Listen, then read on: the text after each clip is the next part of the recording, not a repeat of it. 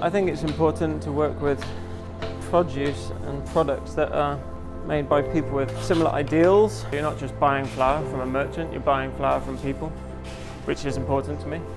It's important to boost the local economy, particularly an activity which is based on organic principles that involve improving the soil, capturing carbon in the soil.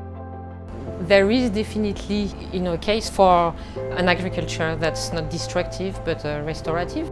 Food production and processing is clearly a big emitter, and we have to work really hard to take as much climate heating emissions out of it as we can. We sow the crop, we grow the crop, we harvest the crop, we dry it, we store it, we clean it up, we mill it, from ploughing the field to bagging up the flour and delivering some of it. It's important for us to try and support the local supplier. If we all kind of work together to build this strong food ecosystem within Scotland, everybody will eventually benefit.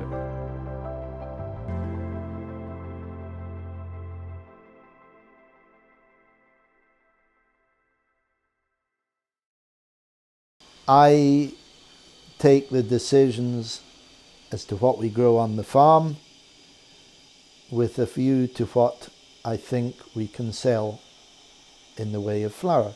Ours is a roller mill, the Mobile Swiss Army Flour Mill. 40% roughly is organic and the rest conventional. What we've grown ourselves leaves the mill with probably 2 or 3 food miles. This is a mixture, a kind of emerging landrace really. A landrace just being a diverse series of plants that are adapting over time to the local climate, topography, soils, and allowing natural selection to select those that are fittest for this particular season and more broadly this particular climate. We're doing a little bit of very gentle steering of that, just deciding whether to add certain other varieties to the mixture to broaden its diversity. We planted wheats that had a Scottish name, and it was that stock that we started milling and selling as flour, as Scotland the Bread. We did grow the heritage wheats for Andrew for the first 3 years. They were originally bred at Mungoswells back in the early 1800s. We put them all together to create the Balcaskie landrace. This is what I always call my blind optimism season. In my head, it's going to be the best ever. Yeah. And nothing has started to prove otherwise. Back in about 2016, the estate made a move away from conventional farming to organic farming, having seen a gradual deterioration of soil health in the country. We were looking for people to partner up with that we could learn from as well. So pairing up with someone like Scotland the Bread and tapping into Andrew's knowledge has taught us a lot about what we didn't know about growing crops actually. This is the Scotland the Bread mill. This is where we mill the nutrient-dense grains grown for us by the Balcaskie estate into a really fine wholemeal flour. In this system with the organic cereals, we are seeing roots disappear down deep. Around that root network, there's much more biology happening under the soil, and that's releasing the nutrients back into the plant. You can grow empty calories using chemistry, and you can grow calories that have got nutrients in them naturally. The choice is entirely up to the producer. It is, on average, always significantly richer in key nutrients that you might expect to get from wheat. When we take it to the next stage and mill it, we're also milling it slowly, conserving all those nutrients into a very fine wholemeal flour. And the mill itself mills at a really cool temperature. What's good about that is it preserves the nutrients as much as possible. And then we're taking ages and ages to ferment it in a sourdough system into bread to actually coax a loaf out of something that itself was the expression of a healthy environment rather than a chemicalized, standardized and nutritionally valueless product which most bakers have to work with. The soil that the crop is grown in has as much to do with the nutrient density as the variety. Because they're interested in using a locally grown product, but also because they care about the nutritional content. Bakers all over the country are using our flour, from down in the borders all the way up to Strathpeffer in the Highlands.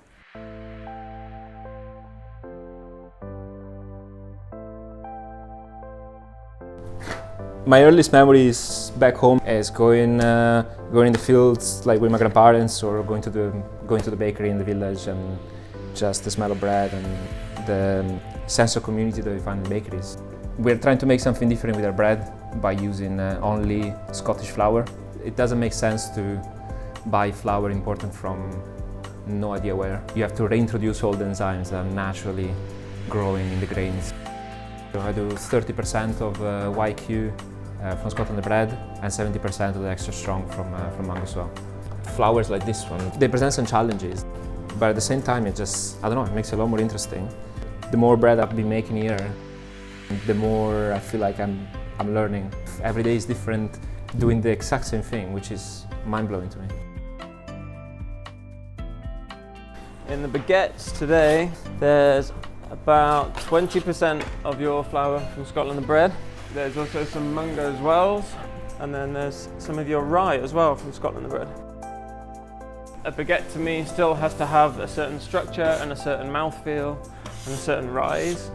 So I think it's important to blend the flours to find like the structure you require and the flavour you require. All the flour that I use for the cakes and pastries is either Mungoswells or Scotland Bread flour. I realised that because of the very fine, softness of some of the flours, they're also really beautiful for pastry and biscuit works.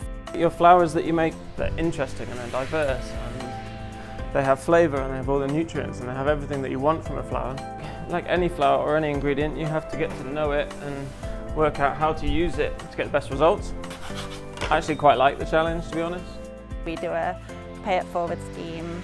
We donate our country bread to a subsidised supermarket. It's not just customers who can afford to come to the bakery, but other people in the community who are getting the nutritional benefits of the good flours. I trained as a baker in France, but I was living in Edinburgh. I'd been living in Edinburgh for a long time. So we have a bread that we make every day, which is called Flour of Scotland, made with Scotland Bread flour. It's a sourdough that's quite long in the making, very tasty, very nutritious. We've got an oat sourdough that we do. We've also got a seaweed sourdough. It's a very specific flour. It's extremely tasty. It's also wholemeal, so it's got the same challenges as a lot of wholemeal flours. The way we go around it is to not use it pure, but to mix it. You have to take care of it, observe it, and that's the work of a baker. I think anybody who's tried to bake bread knows it's a joy. I just love it. We have various different directors of the business. They thought that there could be better bread in Edinburgh for wholesale and decided that they would form Company Bakery to do that. We want to try and reduce the amount of food miles that it costs us to make the loaf of bread. We are in the high 80s to 90% Scottish flour and grain. We have our own mill, so we can just buy grain directly from you. We can mill our flour today for bread that is going to be made tomorrow.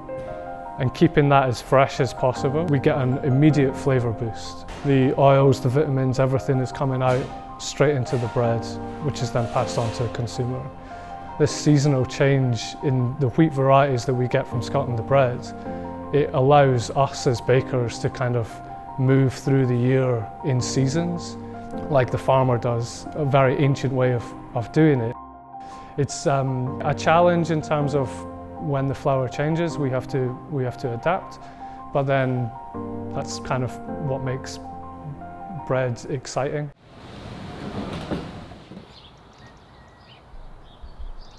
Baking is so satisfying. I would say it is my passion. When you bring this bread out at this stage and you look at it and you think, yeah, I made that. I bake from home, so I'm a micro baker, I think is how they term it. So I have a room in my house which I've dedicated to all my baking equipment. The Scotland Bread wholemeal is a lovely, soft, sort of multi-purpose flour, great for making pastries and cakes and things like that. It has lovely flavour. It's about getting your temperatures about right and treating it gently. It is just a little bit more of a gentle bread, and you just have to give it a little bit more time.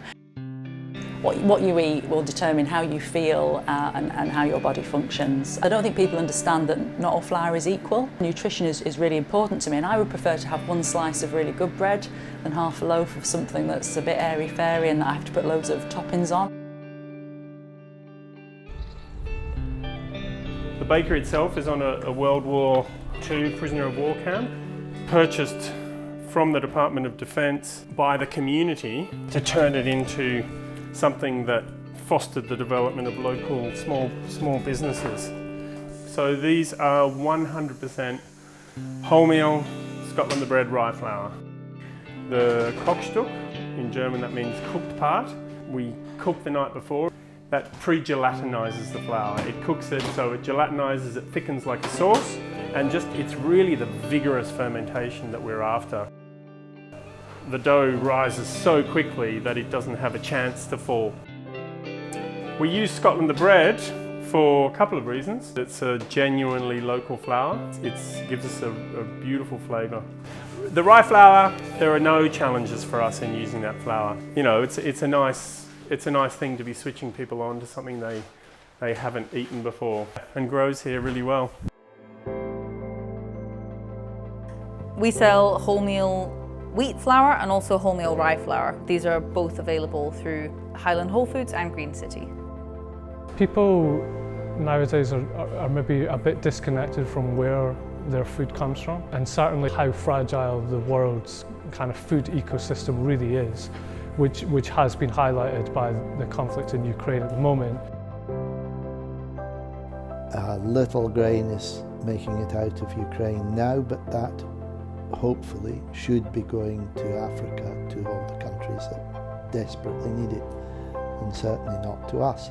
If anything, of recent events has shown us at the end of the day you want to be able to get food where you live. In Scotland we grow so much wheat, but hardly any of it goes to feeding people. It's mostly for feeding animals or for alcohol production. And Scotland the Bread is trying to say, actually it's possible to grow bread-making quality grains here.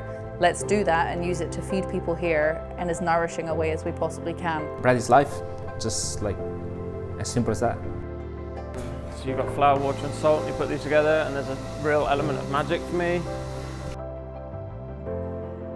Digestibility, beauty and flavour. They're for me the three most important things in a bread that I want to eat and I want to sell. It's really exciting what's happening in Scotland at the moment. We've got, Scotland the Bread, we've got Mungoswells. I want to be able to get grain that is grown in Scotland that is suited to, our climate and, our soil. We just want the best out of it, really.